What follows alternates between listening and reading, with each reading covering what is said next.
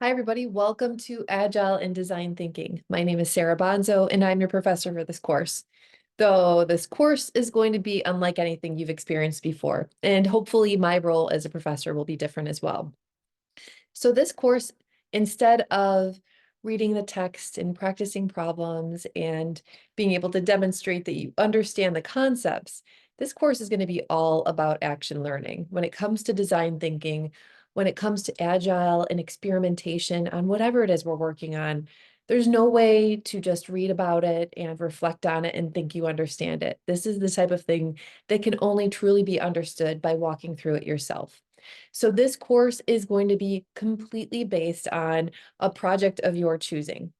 If you don't know what that is yet, do not panic. Part of the design thinking process is creating empathy and compassion for the people that you're designing for. So that's going to require that you spend some time with them over the first couple of weeks of the semester. Hopefully, that's going to help you really understand where those pain points are and what you can and should focus on as a designer. So again, don't worry if you don't know what you want to work on yet. We'll work through that process together.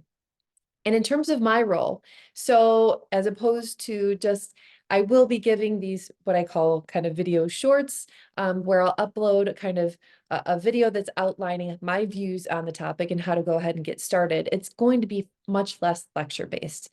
This course instead, in terms of how I view my role, is really a thinking partner. I'm going to be here to meet with you occasionally one-on-one and also in small group settings to ask you questions, right? And to kind of get you thinking differently, right? Trying to bring in a different perspective maybe that you hadn't considered.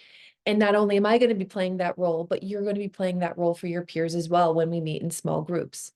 Again, part of this design thinking process is collaboration, working together, understanding unique points of view, and then using that insight to design something for a specific persona or user. And again, we'll dive into these details later on. But to get started, I do want to give you a very high level overview on what is design thinking, and also how are we going to be incorporating that agile project management aspect into the course. So let me pull up some slides here.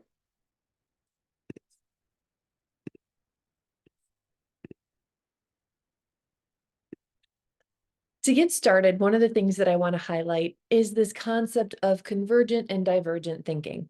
Now, you'll hear this as you kind of work through the content in the module.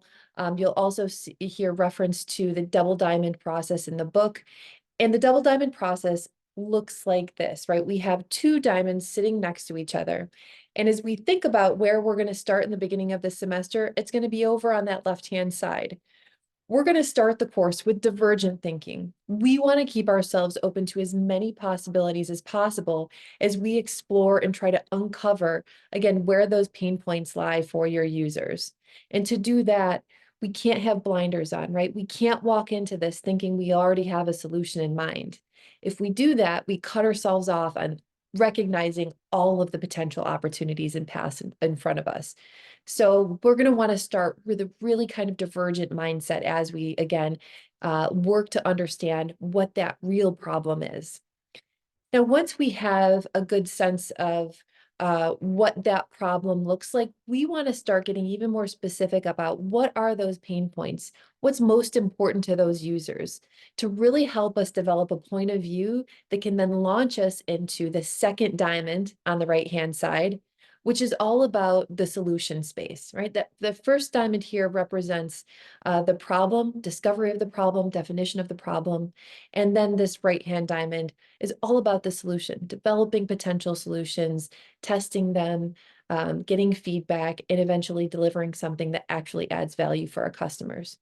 So as we kind of go into that solution space, we again, even with a very well-defined problem, want to keep ourselves open to as many possibilities as possible, right? We want to think about all of the different crazy potential interventions and countermeasures we could come up with, some that don't even make any sense because the wild ones will often spark an idea for you or somebody else, right? So stay open to crazy ideas.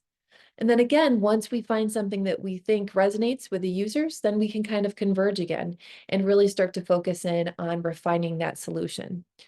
So I show you this and talk through the double diamond process, not because we're going to be walking through this perfectly. Design is messy, it's dynamic, but what you're going to be practicing with is going back and forth between this divergent and convergent thinking. It's not always clear when you have to shift from one to another, and that's part of the learning process throughout this course. Which leads us into Agile. The way this course is structured is we've got this first week, which is an introduction to design thinking. You're going to get set up with your Miro board, which is really the workspace, the creative workspace we're going to be using throughout the semester. And this gets you kind of starting to think about where you might want to focus, or at least where some of those opportunities might lie. And then throughout the remainder of the semester, the next 14 weeks, we're really going to walk through each one of these phases of the design thinking process. And we're going to even split out that empathizing into 2 modules, which is really kind of how the text that we're going to be working with does it as well, because we want to spend as much time as possible up front, really thinking about what those pain points are. So in terms of this course, we're going to be walking through these phases of developing empathy for the user, really defining what that problem or point of view is, ideating, right? Having that divergent thinking, thinking about all kinds of potential solutions, and then actually prototyping some. And then finally, we're going to test those, get some feedback, and reflect on what we've learned. And so throughout the course, in order to walk through these phases of the design thinking process, we're going to be using a very basic Agile framework. So Agile is a project management technique that really kind of is based fundamentally on the scientific method, right? Having a hypothesis, figuring out how to run it as an experiment, using something, testing it, getting data and getting feedback, and then based on what you learned, taking another step, starting another experiment. And as we think about the work that we're going to be doing throughout the semester, is even at each one of those phases of the design thinking process, we're going to kind of walk through this as a sprint, an agile sprint, where we really kind of have some thoughts about how we want to go into each of the 2 weeks, the 2-week modules.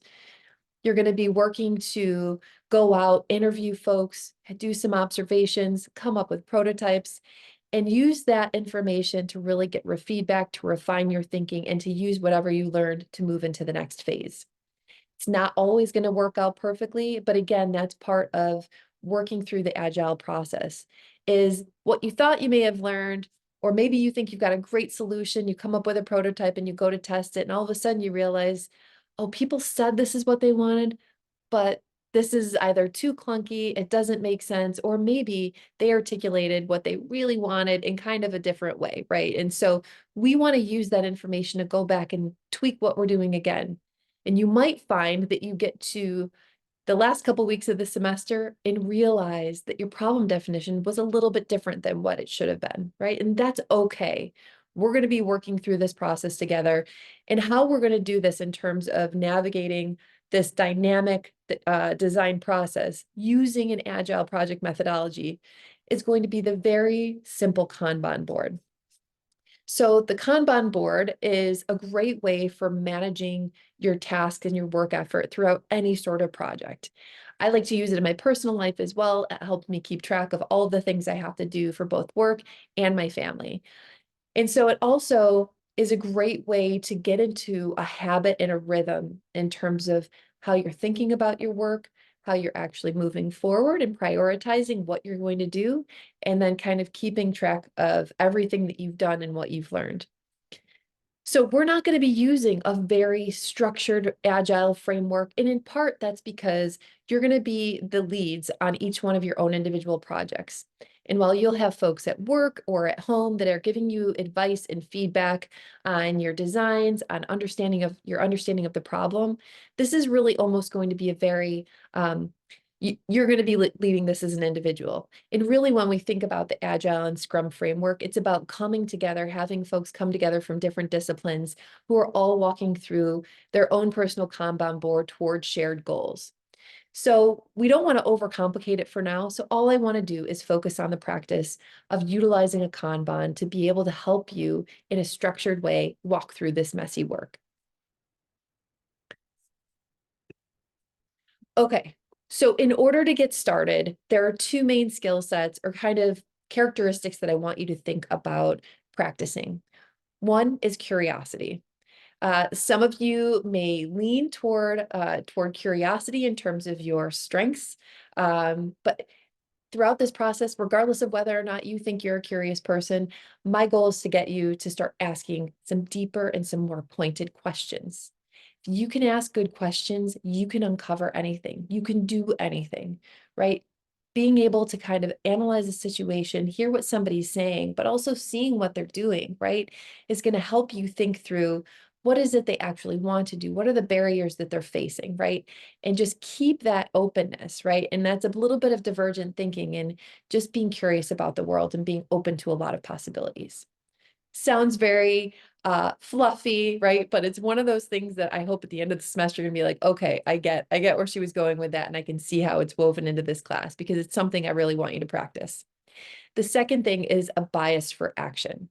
So often we find today that in organizations or in universities, right, a lot of times folks feel very comfortable kind of sitting back, having a lot of ideas, criticizing other people's ideas, but then never really moving forward in a meaningful way. This course hopefully is going to challenge you to not just sit back and reflect on things, but to go out there and do something, to have a conversation, to go and observe somebody do performing work, right? To try something yourself, to come up with prototypes. All of these things are going to require you to get out of your comfort zone. So if you're not really looking forward to taking a really hands-on approach to the semester, have a chat with me. We can think about potentially doing this at another time because this course, again, is really going to focus on action learning. And to do that and to really understand design thinking, you have to practice yourself. So again, I'm looking forward to working with you and being your thinking partner throughout the semester. If you haven't done so already, please make sure to set up a time for us to meet. We'll talk through your background, your interests and passions, and where you think there might be some possible projects for the semester, and we'll take it from there. If you have any questions in the meantime, please don't feel free to reach out. See y'all soon.